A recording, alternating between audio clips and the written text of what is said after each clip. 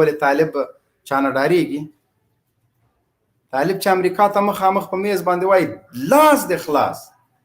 په ګرین ویلج کې ما ووهلې، په نوات کې ما ووهلې، په هر ځای کې مې در باندې ګزار وکړه. مخامخ هغه ته چې بې اجازې تشناب ته نسې تللی، هغه امریکا چې ټوله نړۍ ته نه ټرت یې مخکې نشي کولی. طالبانو څنګه غوبل پې باندې شروع کړی دا چې هغه پودړې اوس کندهار ته تللی ده، څه ورته وایي سکاټ میلر داسې څپېړې وخورې ته ودرېږه. ته په چاوښته یې نه وې، ته کېدای شي نورو ملکو ته جنګونو ته تللی، امریکا کې به دې ټرېننګ کوه، تشې ونې به دې ویشتلې، تا ته دا جنګ داسې اسانه ښکارېده.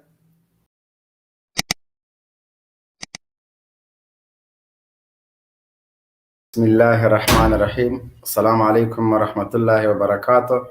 د قندهار اتلانو او زمریانو او غازیانو ته سلامونه.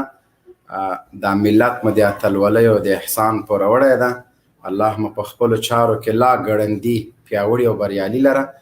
د نن موضوع مو ده د کابل برید او دې ته ورته معمایي بریدونه څوک کوي. د سی آی ای او د بلیک واټر مخکینی جاسوس، د کرملین جاسوس، یو بې ضمیره یو لیونغرتې کوي.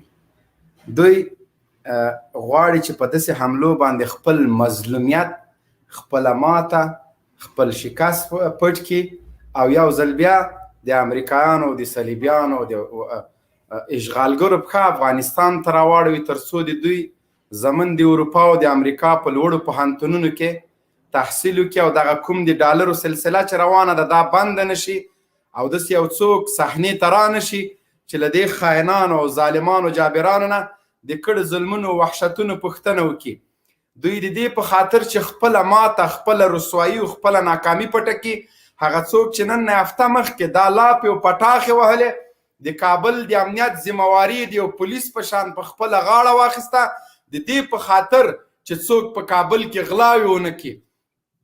جناب اعلی وخت چې د کابل د امنیت چارې د لومړي مرستیال په لاس کې دي، بیا ولې د کابل تر ټولو خوندي سیمه، ټولو نه ملکي سیمه، هغه ځای کې چې تعلیم او تعلیم کېږي د ترقۍ لپاره، خلک پکې درس وایي، ولې دا حمله ګرځي؟ ولې په کابل کې نایټ کلبونو نه سیمټي دیوالونه تاو دي لیکن پوهنتون په امن کې نه ده؟ دا چې ته غواړې د نړۍ توجه ځان ته واړه، یا په دې رقم نه کېږي. زه درته اسانه چل ښیم، د ټولې نړۍ د توجه مرکز به وګرځې، ټوله نړۍ به در باندې تبصره وکړي، مظلومیت به دې مو واوري. لومړی مرستیال، دویم مرستیال او شړونګا د کابل اریانا چوک ته ځان ورسوئ او هلته د حیاوي غټې باولې وکړئ او ویډیو هم ترې نه وکړئ. تاسو وګورئ چې د ټولې نړۍ د جلب مرکز ګرځئ، ټوله نړۍ به در باندې تبصرې کوي. غیر له دې نور د تاسو په درواغو او په دوکو باندې څوک نشئ غولولی، دا ملت نور نشئ سراسیمه کولی. د پوهنتون، د کابل پوهنتون د محصلینو سره د زړه نه همدردي لرو، په غم باندې غم شریکي کوو. د کابل جاسوسه اداره که چیرته واکمنه وي، د خپل د اقتدار د ساتلو لپاره به لا د ډیرو مظلومو هیوادوالو وینې تویې کړي، ځکه د افغانستان د مظلومو خلکو وینې دوی ته ارزښت نه لري. که دوی ته ارزښت درلودلی، د دې په خاطر چې بیا د امریکانو وحشي بمبارونه شروع شي، اشغالګر افغانستان ته واري بیا مخ راواړئ، دوی دغسې پیښې مخ ته وړي.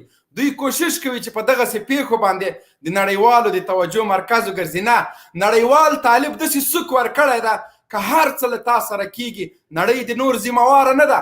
نور نړۍ هغه نړۍ نه ده چې طالب ته د دهشتګر په سترګه وګوري، طالب ته د تروریست نوم واخلي. د نړۍ هغه ځواک او قوت نور نشته. سالیګیه د سی آی ای او د بلیک واټر جاسوسه چې ستا تر څنګ به ودرېږي او د طالبانو له اتلوالو ګزارونو نه به دې خلاص کړي. نړۍ چې له افغانستان نه وځي، له طالبانو سره یې تړون کړی، په دې پوه شه چې نړۍ ماته ده. پګړیو والا نړۍ نسکوره کړې ده. کابل کې میشتو غلامانو او جاسوسانو، د بلیک واټر او د سی آی ای مزدورانو په دې خبره ځان پوه کړئ چې نور هغه نړۍ نه ده چې ستاسو په وړاندې ودرېږي. تاسو د دفاع په خاطر دلته امریکایي ځواکونه خپلې مردارې وینې تویې کړي. نړۍ که بیا هم راګرځي، موږ تېرېږو نه، موږ جهاد ته تیار یو. د موږ نسلونه به تر هغه پورې له امریکانو سره مخامخ جګړې ته آماده وي او بیا به خپل هماغه استشهادي بریدونو ته دوام ورکوي او د دوی بیسونه لکه ګرین ویلج، باګرام او صحراباد او متعدد نور بیسونه دا به له خاوره سره خاورې کېږي. امریکا دلته مونږ سره کرکټ ته نه وه راغلی، جګړې ته راغلې وه. په جګړه کې مو مات کړه الحمدلله.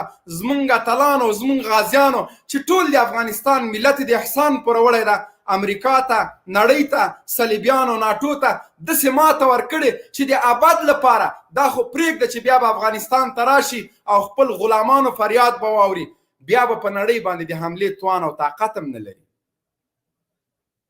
هغه خلک چې د ایران د امریکا له بدماشۍ نه ډارېدل نن په امریکانو باندې ملنډې وهي.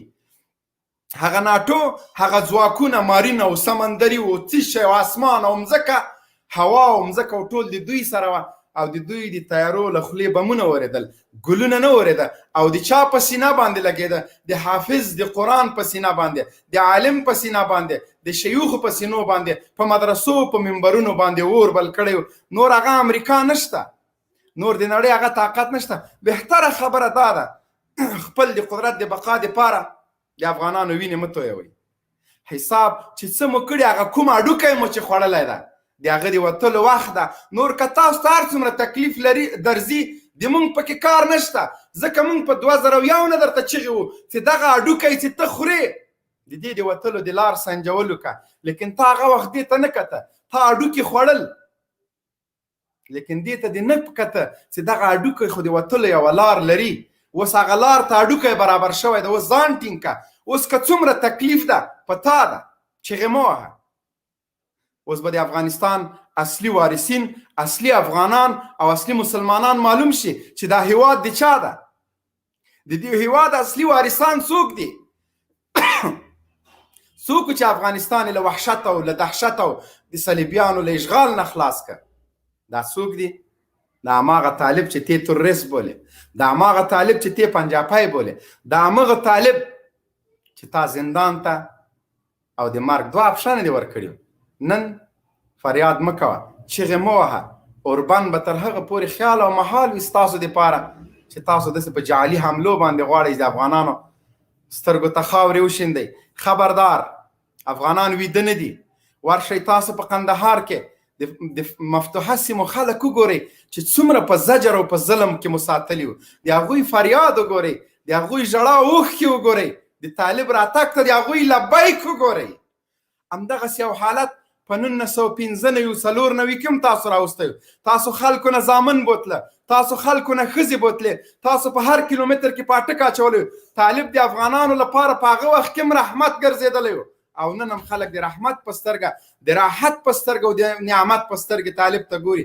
دا چې تاسو ملت یرغمال کړی، د تاسو له یرغمال نه به دا ملت خلاصیږي. هغه تیارې نورې لاړلې چې دا مظلوم ملت به تاسو کنجه کوه. هغه وختونه لاړل چې ستاسو دبدبه وه، ستاسو فوج او ستاسو ځواک و.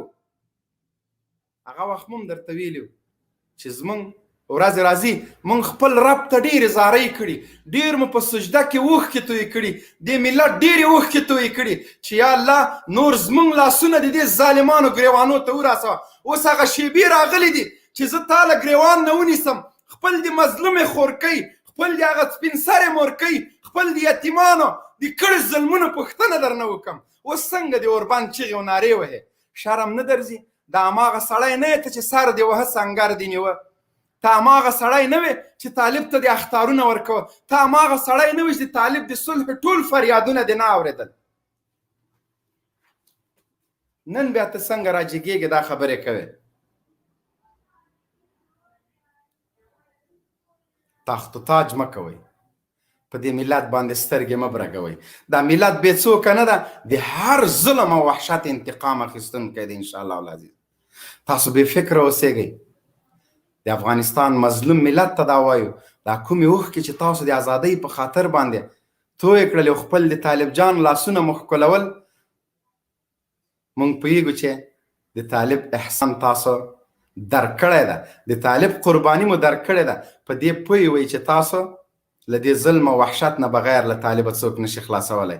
مونږ ټول د طالبانو همداسې پوروړي یو، مونږ ټول د هغه مجاهدینو چې لوڅې پښې د جهاد سنګرونو ته تلل، د شهادت لوړ ارمانونه یې له ځانه سره وړل، د دې ملت د ازادۍ په خاطر خپل بچي پریښي وو، خپل کور یې پریښی وو، خپل ژوند یې پریښی وو.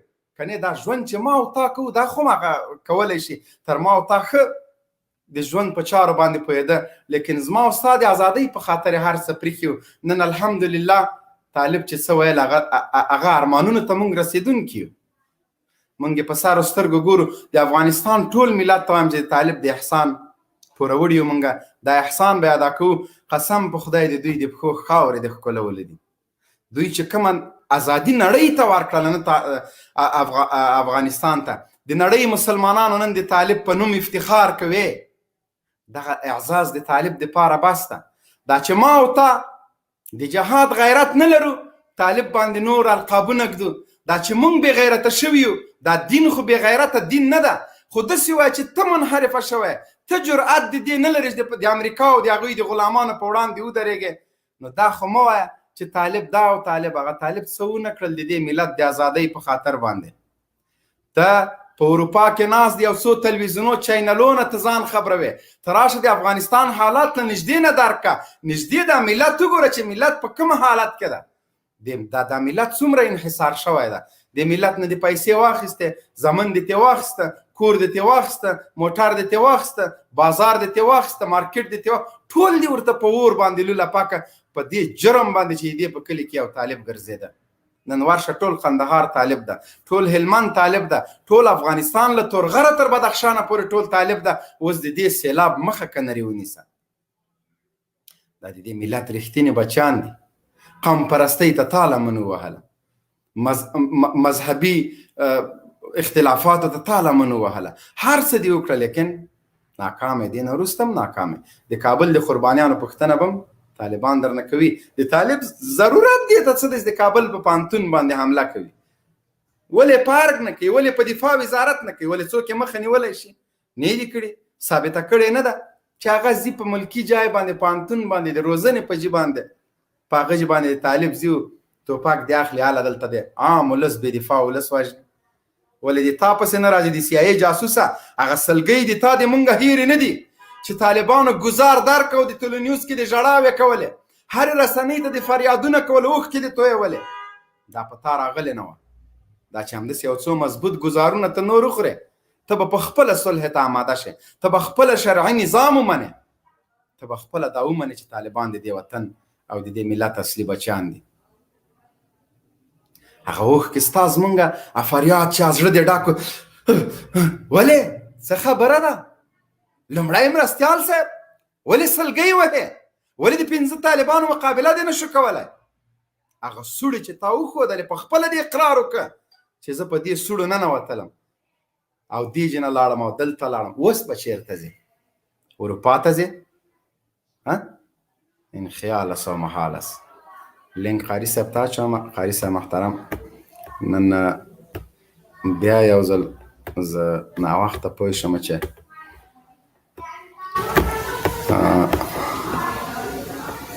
قاري صاحب ښه قاري صاحب محترم لایو خپرونه لینک مې ورچولی د قاري صاحب مرسته. یاره خوایم منم دې په خدای دا څومره غټ کار کړی و سړی، داسې مه کوه. شاهین صاحب ته سټیډیو نه ورته وځه، بېرته راځه، ته سټیډیو ته نسې ختلی وروره. کړې مو په ښار باندې خبره دا یاره ښه منم دی. ښه قاري صاحب سعید خوستی لایو خپرونې ته راشه. دا چې بارها تاسو ملکی اهداف په نښه کوئ، بیا پړه په طالب راچولې، طالب چا نه ډارېږي؟ طالب چې امریکا ته مخامخ په میز باندې وایي لاس دې خلاص. په ګرین ویلج کې ما ووهلې، په نوات کې ما ووهلې، په هر ځای کې مې در باندې ګزار وکړه. مخامخ هغه ته چې بې اجازې تشناب ته نسې تللی، هغه امریکا چې ټوله نړۍ ته نه ټرت یې مخکې نشي کولی. طالبانو څنګه غوبل پې باندې شروع کړی وې نه ویلې؟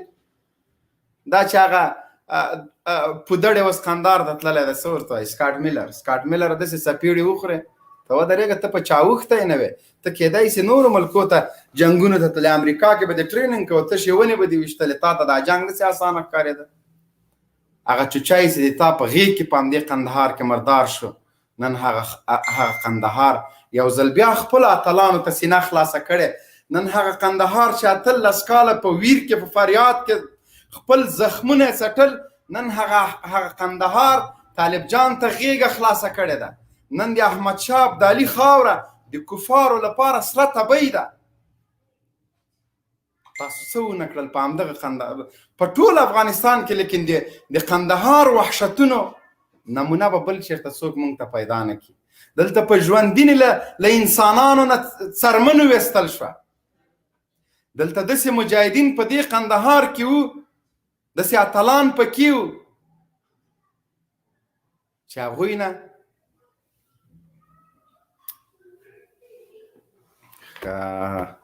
د مونږ لایف خپرونه لکه چې ریپورټ شوله شاهین صاحب ته هغه وګوره ته بل آی ډي پکې السلام علیکم قاري صاحب محترم وعلیکم السلام مبین